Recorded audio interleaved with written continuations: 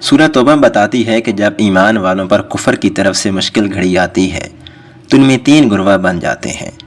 پہلے گروہ کے بارے میں اس طرح فرمایا گیا ہے: اپنے مال اور جانوں کے ساتھ جہاد کرتے ہیں اور اللہ ایسے متقی لوگوں کو خوب جانتا ہے۔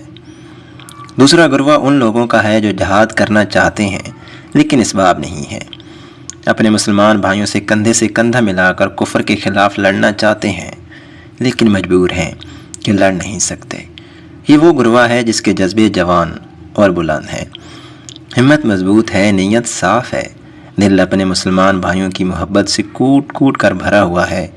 ان کے بارے میں قرآن میں اس طرح سے فرمایا گیا ہے: ان لوگوں پر کوئی گناہ نہیں ہے جن کا حال یہ ہے کہ جب وہ اے نبی صلی اللہ علیہ وآلہ وسلم تمہارے پاس اس غرض سے آئے کہ تم انہیں کوئی سواری مہیا کر دو، اور تم نے کہا کہ میرے پاس تو ایسی کوئی چیز نہیں ہے جس پر میں تمہیں سوار کر سکوں، تو وہ اس حالت میں واپس گئے کہ ان کی آنکھیں اس غم میں آنسوؤں سے بہہ رہی تھیں کہ ان کے پاس خرچ کرنے کو کچھ نہیں ہے۔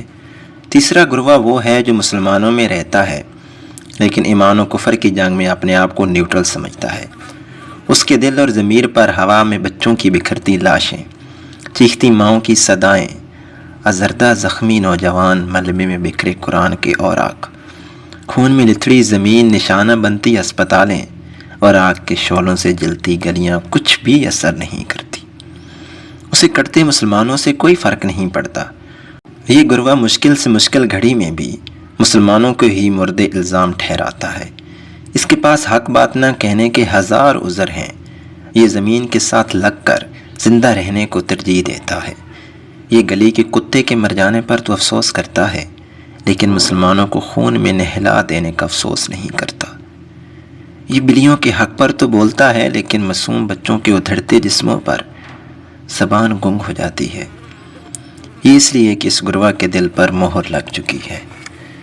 قرآن میں ارشاد باری تعالیٰ ہے: الزام تو ان لوگوں پر ہے جو مالدار ہونے کے باوجود تم سے اجازت مانگتے ہیں، وہ اس بات پر خوش ہیں کہ وہ پیچھے رہ جانے والی عورتوں میں شامل ہو گئے ہیں، اور اللہ نے ان کے دلوں پر مہر لگا دی ہے، اس لیے انہیں حقیقت کا پتہ ہی نہیں ہے۔ یہ گروہ ایئر کنڈیشن روم میں بیٹھ کر دیوار پر لگی LCD سے نیوز سن کر کہتا ہے کہ ہم نے تو کہا تھا کہ جنگ کے میدان میں نہ جاؤ، اگر ہماری بات مانتے تو آج یہ حشر نہ ہوتا۔ قرآن میں ارشاد ہے: اے ایمان والوں، ان کافروں کی طرح نہ ہونا جنہوں نے اپنے بھائیوں کے بارے میں کہا جب وہ سفر میں یا جہاد میں گئے کہ اگر یہ ہمارے پاس ہوتے تو نہ مرتے اور نہ قتل کیے جاتے۔ قرآن میں ارشاد باری تعالیٰ ہے: اللہ نے ان کا اٹھنا پسند ہی نہیں کیا، اس لیے انہیں سست پڑے رہنے دیا، اور کہہ دیا گیا کہ جو اپاہج ہونے کی وجہ سے بیٹھے ہیں ان کے ساتھ تم بھی بیٹھے رہو۔